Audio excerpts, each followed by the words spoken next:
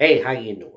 And welcome to another educational and insightful episode of Shop Talk, the show where we look at the issues affecting the organized labor movement in and around the greater Chicagoland area and around the world. I'm your host, Vinny Guzzo, shop steward of the local 289. And as you may know, this is our first show of the new year, and I want to take this time to give a shout out to our brothers and sisters up in the North Pole, the Toy Bakers Local 468. They battled through and they got all the toys made in time for Santa to make his run. Those guys and gals are some superstars. If you're new to Shop Talk, this is the part of the show where we read fan mail. And as always, if your letter is read on the air, you will receive a Local 289 hat and a Shop Talk t-shirt made in the USA from here in the heart of Chicagoland area. This first letter comes from Gino, and Gino writes, "Hey Vinny, love the show. As you know, Valentine's Day is on the way, and coming up in March, they're pushing for a new holiday called Steak and Blowjob Day for the men. What do you think about this?"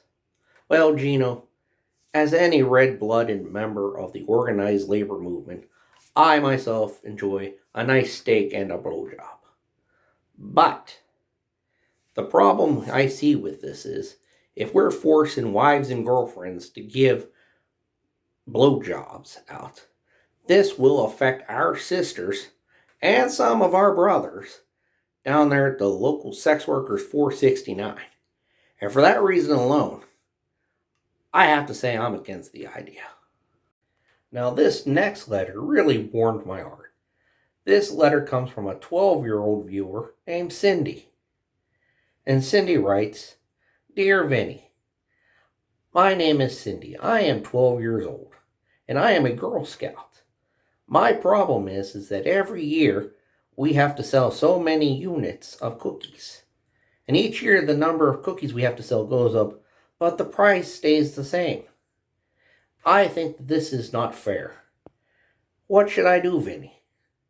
Well, Cindy, it warms my heart to know that young people are so interested in getting into the organized labor movement. And that's why I want to help you. What you need to do is you need to get your friends together and organize. You see, if you don't organize, you don't have strength in numbers. And then you can't get your needs met. Now I know you're going to say, "But Vinny, I'm 12 years old. I don't know how to start a union." I can help you out. Have your mom or your daddy call down at the local offices of 289. And I'll get you in touch with my good buddy, Sal Salvatore. He just happens to be the shop steward of the Teamsters down in your area.